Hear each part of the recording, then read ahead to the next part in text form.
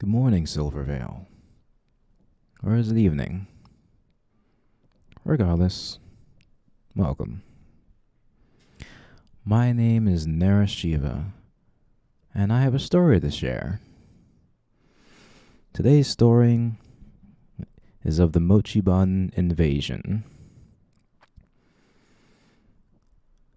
The Mochibuns are a race of rabbit-like aliens that have colonized and conquered the vast majority of the seen and unseen universe. Current estimates as of time of recording place somewhere between 75 and 90% of the universe completely under their control. Your average Mochibun stands between 4 feet and 12 feet tall and are partially made of what humans know as mochi. This odd anomaly in their DNA has allowed them to flex and morph and change into any shape they will. It has also provided them with perfect immortality if they are a pureblood. It also provides them with a body that is completely indestructible.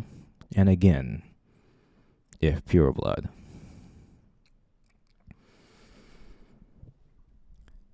The way the Mochibuns colonize any world is by getting in real early.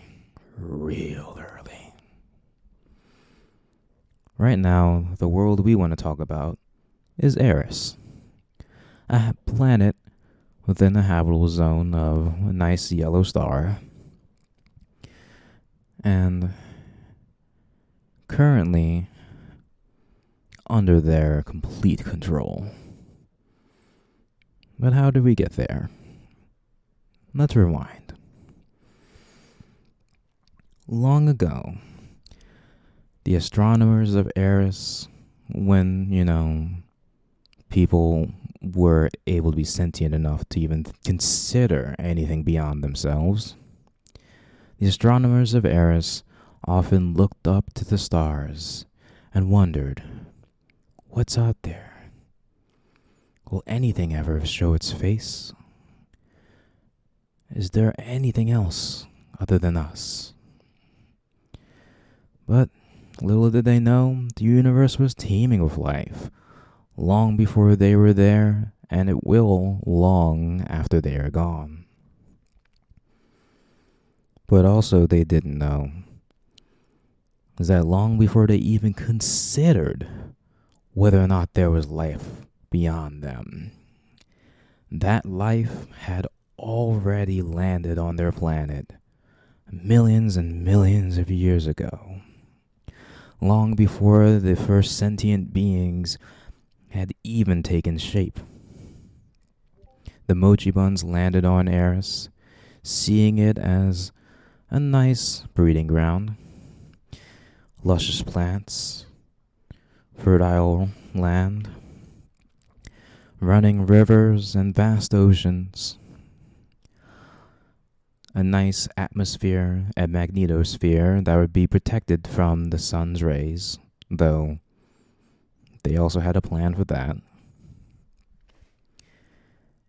The way that the Mochibuns work is that when they find a planet that is teeming with life, before the sentient life comes about, they infuse their DNA with every single living being on the planet. Plants, all animals, insects, everything, anything they can get their hands on.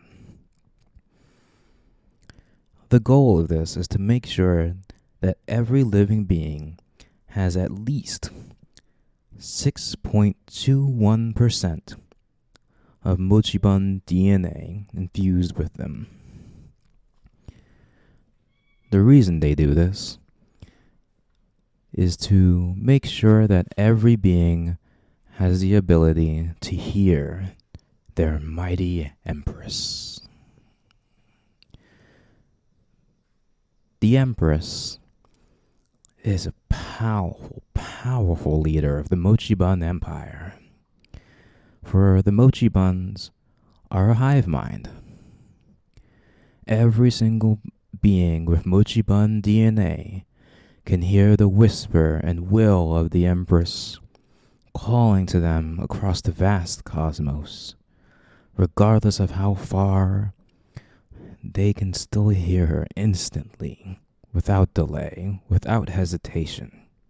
They can feel her emotions in her heart and feel their heart beating as one with every single one of the Empress's lovely little subjects.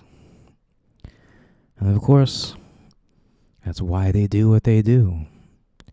They want to share the glory and love of their Empress with every living cell that exists in the universe. And so now they come to Eris. For millions of years, they made sure and tended to life, made it grow, chose which ones suited them, and casted away the ones that did not.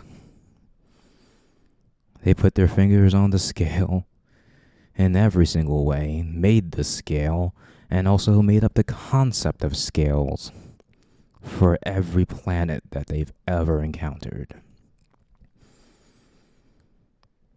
But they also know life has a tendency to lash out against authority, to lash out against the status quo. Life yearns for change.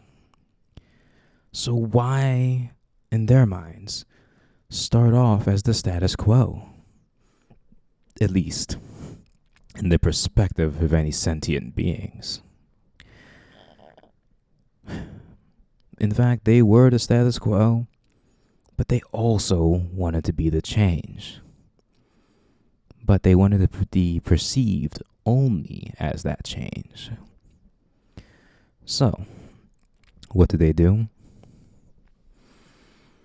As sentient beings rose up and pondered their own existence, made tools, communities, spread, the Mochibuns aided them from the shadows, making sure that they were as unseen and as unknown as possible, as they tilted things ever so slightly to their favor.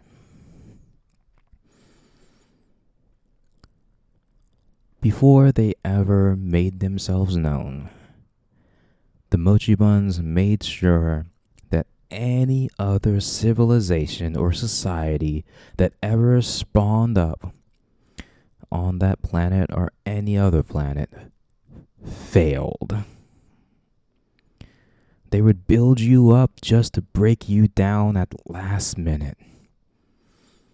They would make up enemies just to take down anyone who was about to sprint ahead.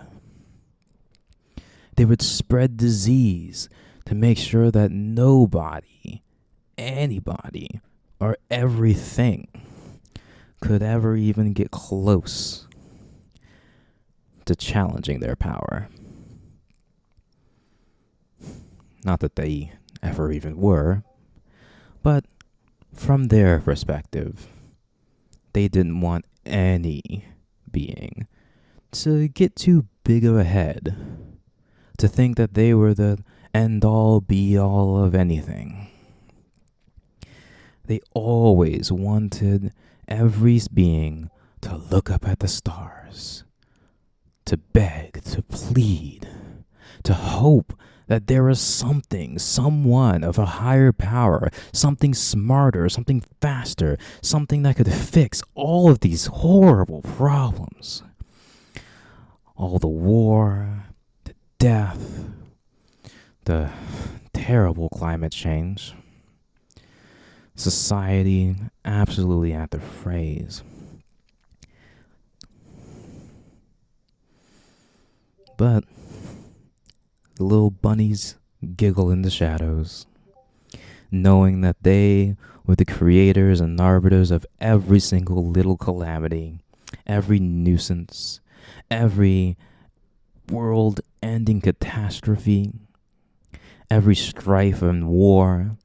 They made sure that peace never existed on any planet. Because it was always possible.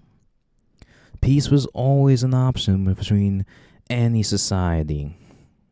Global peace. It's very doable.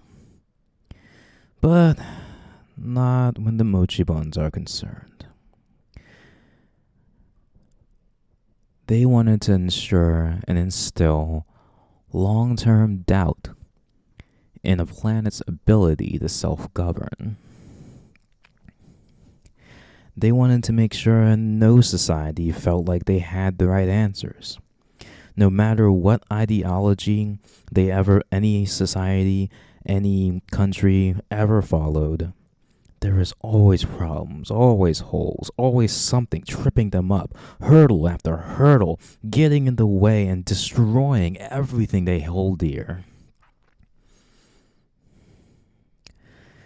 Through all this war and strife, over tens of thousands of years of sentient beings roaming the planet of Eris, eventually, exhausted, desperate, and cold, Eris finally crosses the threshold into becoming a Class 1 society, meaning that Eris has utilized all of the resources, or at least has control of all of the resources of their planet. Good for them. Only took 35,000 years of sentience and community and whatnot to figure out what is beneath your feet. So good on you, kid. Good on you.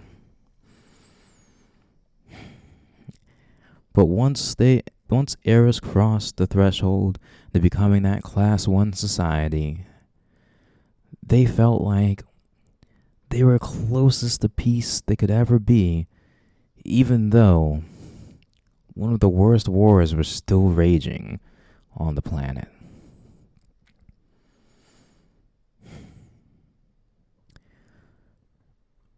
The two factions were called the Harthians and the Diremorgers. The Harthians praised the sun. They gained their power through photosynthesizing, through all the sunlight they could ever absorb. Though whenever they were shrouded in darkness, fear crept into their minds. Doubt, frustration, anger, their muscles atrophied. Anytime they were away from their big, beautiful ball of gas, they were weak. The Diremorgers, on the other hand, thrived in the dark.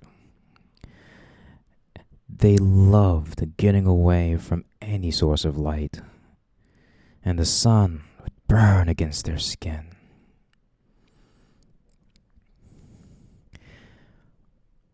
There was a war waged for hundreds of years between these two factions.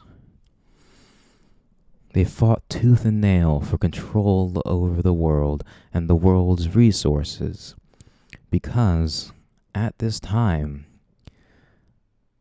the people of Eris had found out how to make an eternal sun or an eternal night. And they fought and fought and fought until, in order to, resolve what would they do. In the middle of this strife and chaos, the Mochibuns were in the little shadows, poking and poking, prodding and changing, making sure that as many people on the planet of Eris suffered and cried out for something, anything, to stabilize this God-forsaken Earth.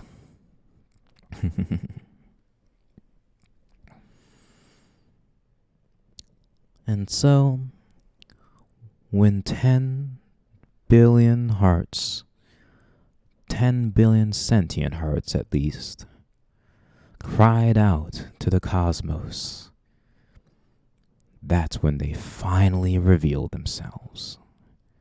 Not from the shadows, oh no, that would absolutely undermine everything they've ever done. The people of Eris would piece together, wait a minute. You little bastards have been here all along, have you not? So of course they didn't just creep out of the shadows, no. Clearly a dire worker would do that.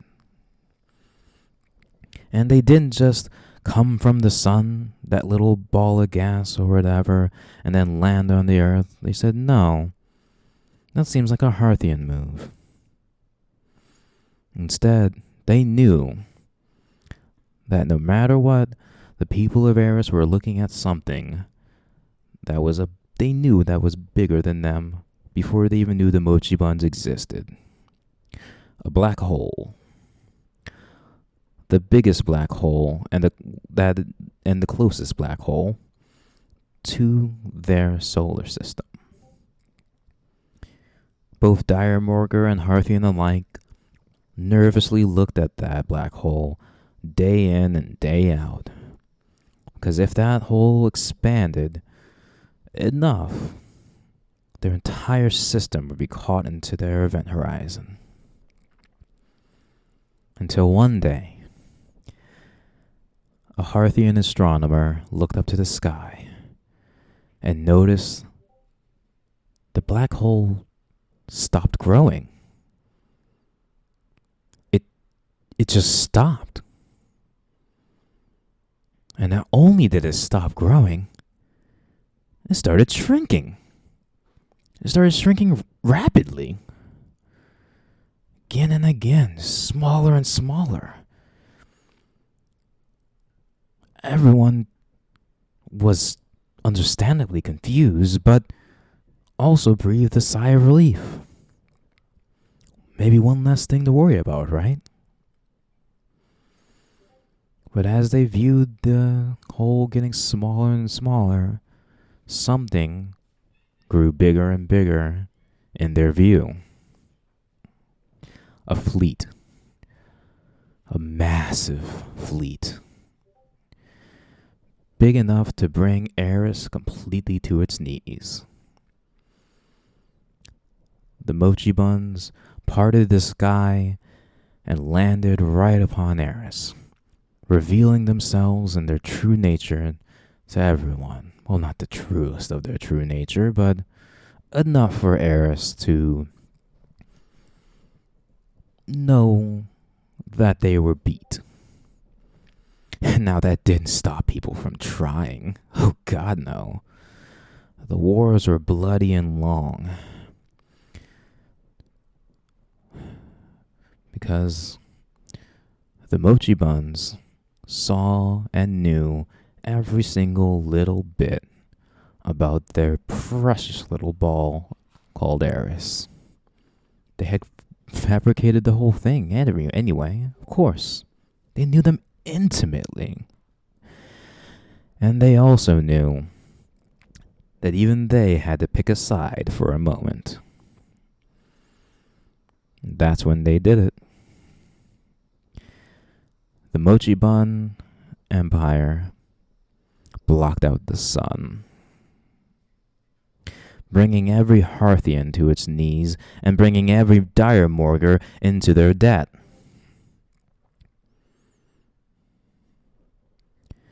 It didn't take long for all to fall in line, especially since the Empress whispered to them all.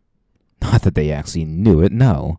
The fools thought it was their conscience or God or some unknown entity. Well, clearly an unknown entity. But they didn't connect it. They couldn't understand it. How could they even fathom that the little voice that whispers in their head was in fact the Empress?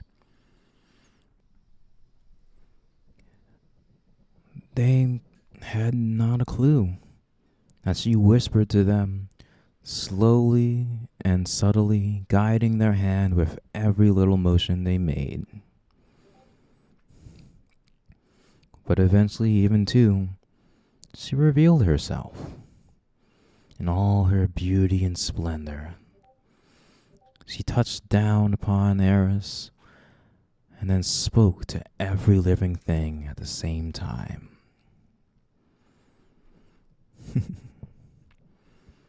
My beautiful, precious, and plentiful little subjects.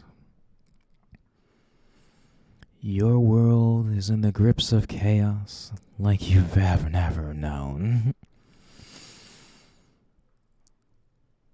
And I am your cure. I am your savior. I am your safe haven, your shelter, your promised land, and all you could ever dream. She spoke this in their minds, loud enough that you couldn't even hear your own thoughts. You could hardly even protest. All you can do is sit back and let it ring. You could feel it blasting in the center of your skull. Your eardrums just on the cusp of exploding. As these calm, cooing words told you, aren't you tired? Don't you want to lay down your arms? Don't you want to see the sun again? Don't you want to crawl back to your holes and revel in your darkness?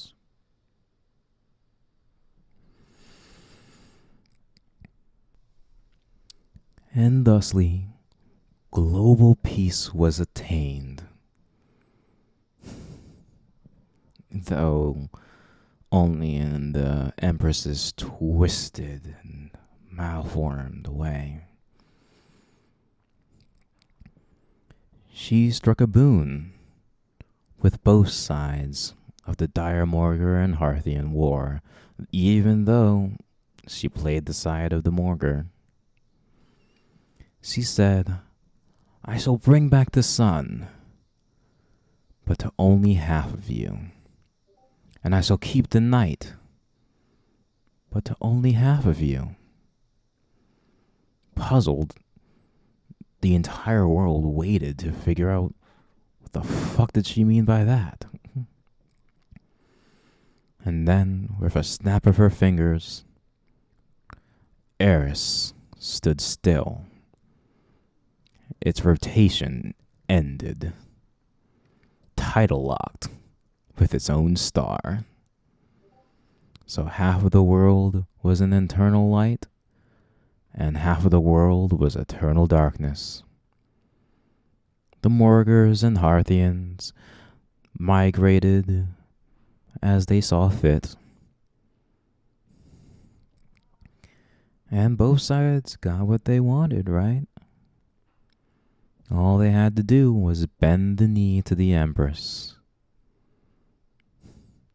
And now, the entire world in her hands and its people in her debt, her empire was allowed to expand, unabated.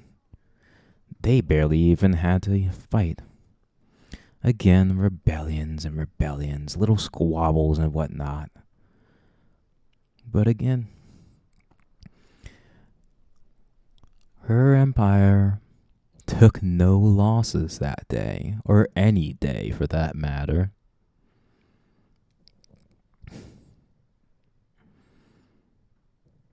And here we are, 374 years after that fateful day when the sky parted and Eris realized that they were no longer alone. Or I guess they realized that they were never alone to begin with. And that's where our story begins proper. SilverVale, the capital city of the globe. A teeming hub where Harthian and Diremorg are alike, all spread out into this metropolitan concrete and steel jungle. And the Empress gave them one command: be happy. And remember, I love you.